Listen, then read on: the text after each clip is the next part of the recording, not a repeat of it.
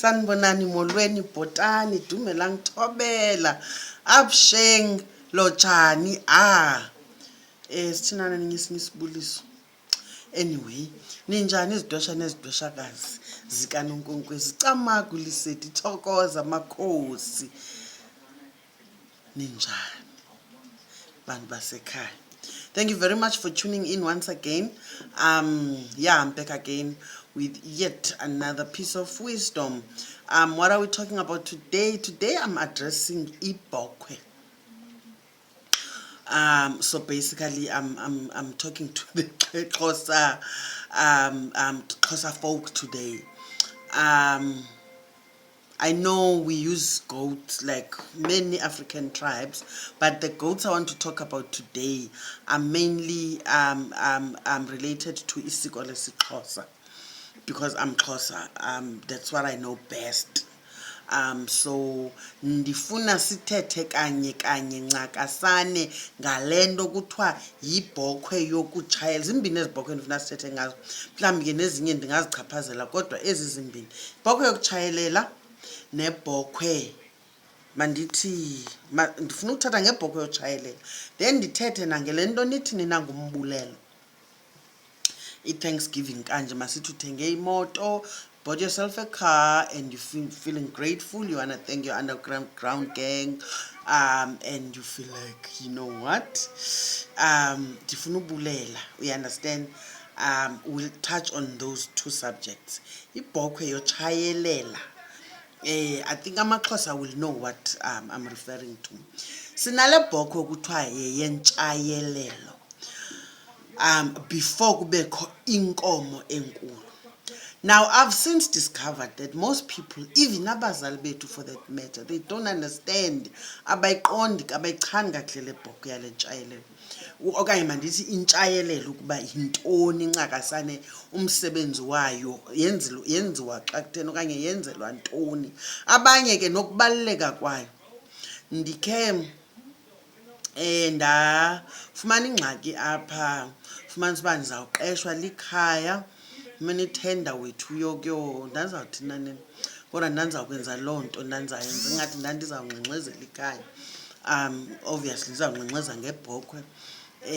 Ngabantu ke basezintweni abaphezulwana, yayiva into ezaziwayo fondini, yayiva.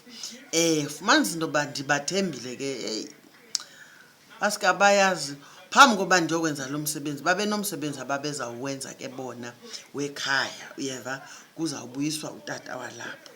Ndithi xa ndibala iintsuku ke mna ke ndithi, so ke ngoku nizawuqala ngebhokhwe yotshayelela, so owam umsebenzi lo uzakwenziwa ndim umsebenzi, makufike idate ethile, manithi nitshayelela ndibe sendigqibile mna sendimkile. Hayi, sizawutshayelela ntoni? Akho bhokhwe apha, yinkomo qha. Sibuyisa utata wethu ngenkomo, soze sibuyisa utata ngebhokhwe. Ndithi hayi, kaloku bendingathi nizambuyisa ngebhokhwe.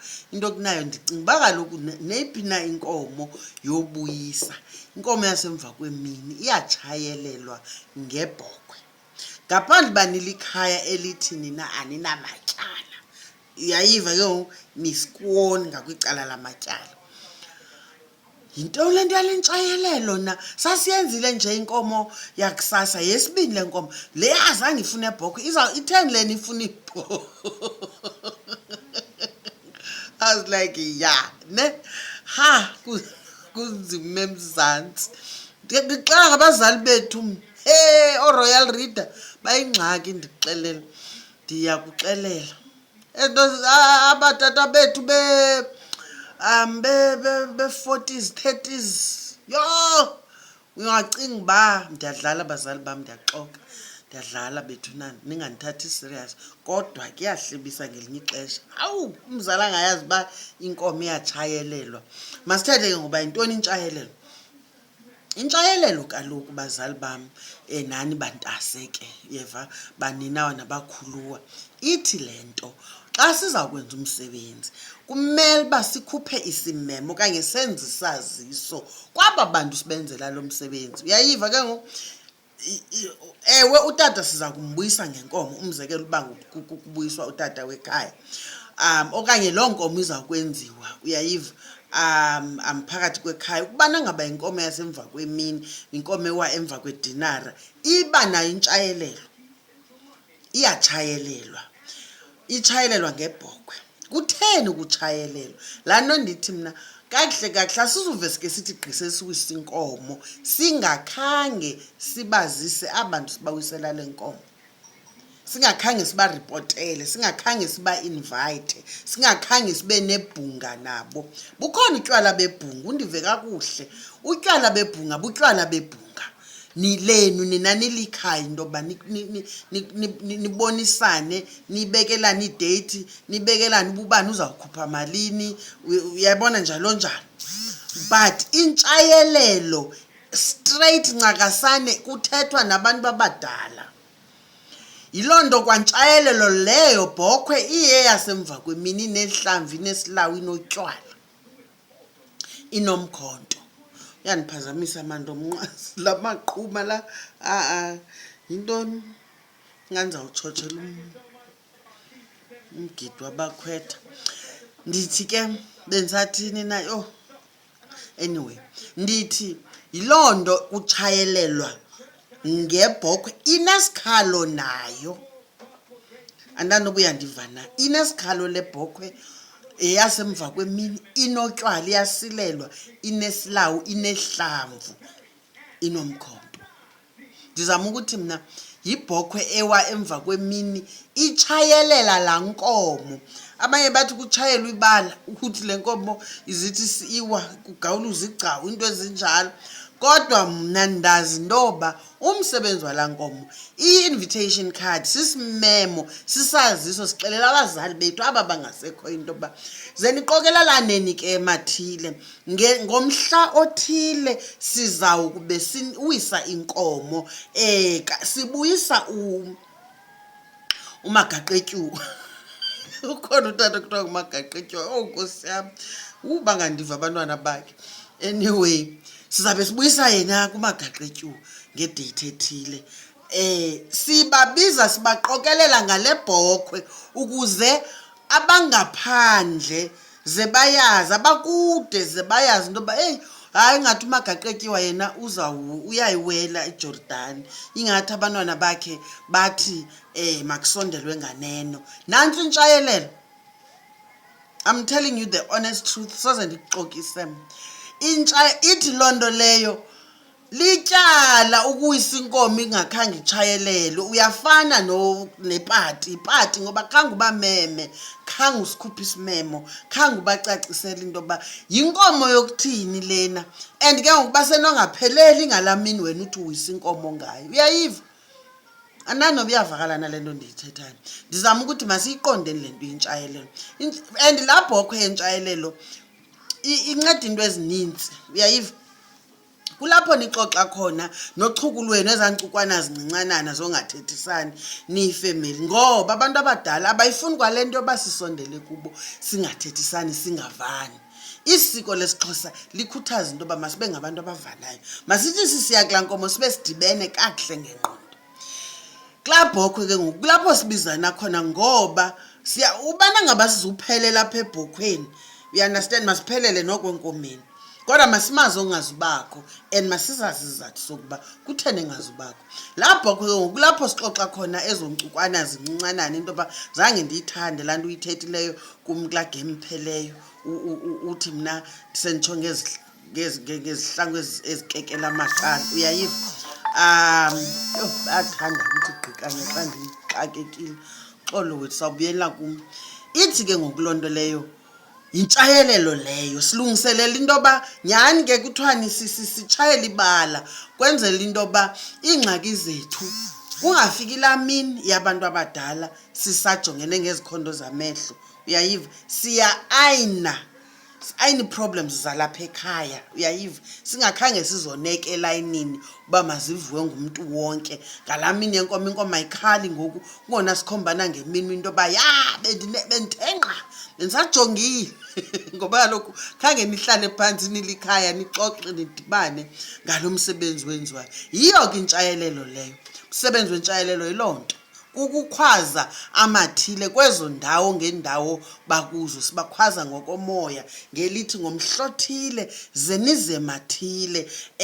Sizabe sinyusa idini sinyusela nina egameni likatata uMagaqetyiwe into yoba simbuyisa, sithi makabuye, besimkhaphile makabuye ke ngoku azoba ngomnye wenu kulo mthonyama wasekhaya. Intshayelelo leyo iyawiswa, ishwanywe ngosuku lokuqala, ilale kushwanywa intsonyama ngosuku lokuqala, ilale kushwanywe umkhono ngosuku lwesibini, kutyiwe nomzimba wayo, ze kutshiswe ithambo layo ngosuku lokugqibela. Beyiphelele, siye enkomeni ke ngoku, clean, sijonge enkomeni ngoku. Isenongakhali ke nayo ibhokhwe lena ngenxa yezizathu ezithile zezi zizawubangela into yoba ubana ngaba ayidanga yakhala sesikhangele onobangela yonke laa nto. Zinintsi mani izinto ezinobangela uba ibhokhwe ingakhali ezincincanani, fana nokungayithezeli. Ungayithezeli inkomo yasemva kwemini senobangela uba ingakhali. Abafazana abalapha khange baphume bayotheza, abafazana namankazana lapha bayabuza abantu abadala into yoba le nyama nizayipheka ngantoni ningakhange nitheze. Uyayiva zinto ezincinci ezinjalo, uyayiva ke ngoku. Fana nokubetha isilawu unxiba izihlangu, utsho ngequza lezihlangu. Ootata benu into abazenzayo, unxiba izihlangu, iquzakazi, betha ibhekile abantu abadala masicamagusheni. Zinto ezincinci ngoba kaloku lo mhlaba unyanthele kuwungcwele, ungabiza abantu abadala usondeza abantu abadala. Sowungcwele lo mhlaba, mawujike ke ngoku nawe yibanyula ukhule ezo zihlangu uzibeke ecaleni. Awunawunxibela abantu abakhulu amaquza, zinto ezincinci. Ze kuthi ke ngoku into ubana ngabayikhali manyani, kuthathwe intonga kuyiwe egqirheni, kuziwe kunonkwenkwezi, atekete kunonkwenkwezi, atekete mntakabawo, anixokise ubuya nixokisa. Uyayiva, kodwa kusala ekugqibeleni funeka ikhalile. Soze sithi ivumile ingakhange ivume. Masigqithe ke masiye, bendithe ndifuna sithethe nangomba wombulelo. Ndithetha ngezi zinto ngoba i-consultation zam zanamhlanje ndifumanisa into yoba heyi ikhona ingxaki nyhani, zikhona izinto ezifuna ucaciswa.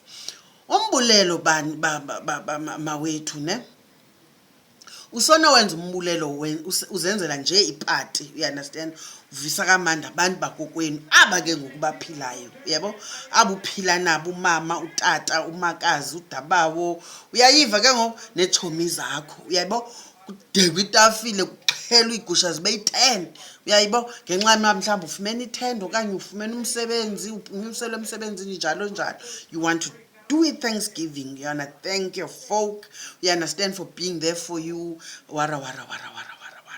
Sixhelwe ke ezogusha, yipati ke leyo uba uyiqhube ngolo hlobo.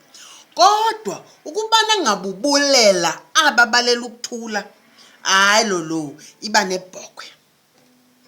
Ezagusha zona zonke zinyama, kodwa into ethethayo nabantu abadala yibhokhwe ethi me, iyakhala, inesikhalo, inehlamvu, inesihlawu, inotywala, yasemva kwemini.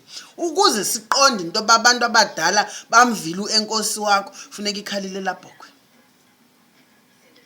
Ngu-enkosi ke lowo obulela abantu abadala. Ukuba igusha kuphela, hayi usabulela umama wakho notatakho aba bangqengqa ekamereni njengalo mzuzu masicamagusheni. Ngunako kumahluka, andazi noba iyavakala na, kodwa ke uyandibuza ecaleni ukuba awukayiva still. Ndiphinde mani mandibuyele kulaa video besisandoyenza yesichitho. Gayizini, kudala ndiyiphinda le nto, ndizawuphinda ndiyithethe. Asikho isichitho, laa nto kuthiwe iinyangi zithi kuwe, hayi ulalwa sisilwane. Ewe, isilwane siyalalwa zizilwane, silalwa ngootikoloshe, nathi sisuka apho, uyeva. Athi ke ngoku le nto ikhutshwa ngokuthi yena afake laa ntukazana yakhe phayana kuwe ukuze kuphume le ntajingana. Hayi, yireyiphu leyo mntasekhaya, ungaboyivuma, ungayicingi noyicinga, suyithandabuza, phuma uphele kwelo gumbi. And noba kusemkhukhwini apha akakho, ayikho inyanga ebhadlileyo, ephilileyo, ephilisiweyo eyawuze ikuxelele loo nto leyo. andikhetha noba kuthiwa ngukhokho vula ngusosobala wenyanga. Ayikho inyanga ekhupha umthi emntwini. Endodeni isawukhutshwa njani ke ngoku isichitho? Kuzawufuneka kuthweni ke ngoku? Noba ngumntu ongumama uzawuthi he guys, ndizayithetha and ingathi kufuna ndimane ndiyishumayeza. Ayikho loo nto leyo. Baleka ithuba lisavuma. Ukusuka apho uzawugalelela ke ngokwakudlise uthi sa uzibona uthe swi ngubhuta seSamora Machel emkhukhini ematyotyombeni. Uyeva? Ushiye indlu yakho umane uyomisa ibenzi yakho awuphele jonga he bethunani masivuleni amehlo libi ilizwe siphila kulo silambile sonke ndixelele kubi silambile. Guys, thank you very much for tuning in once again. Continue subscribing, hit that button, like, share, comment, and don't skip the videos. Like I always say, they pay the bills. Thank you very much, guys, for being there for me. The bills are getting paid. Thank you very much. And we are just under 800, 700 and something subscribers away from 10,000 subscribers. We are on the road to 10K. Guys, please help me reach this goal. If you haven't subscribed, I know there's a lot of you. I think only 42% of people watching my videos are subscribed.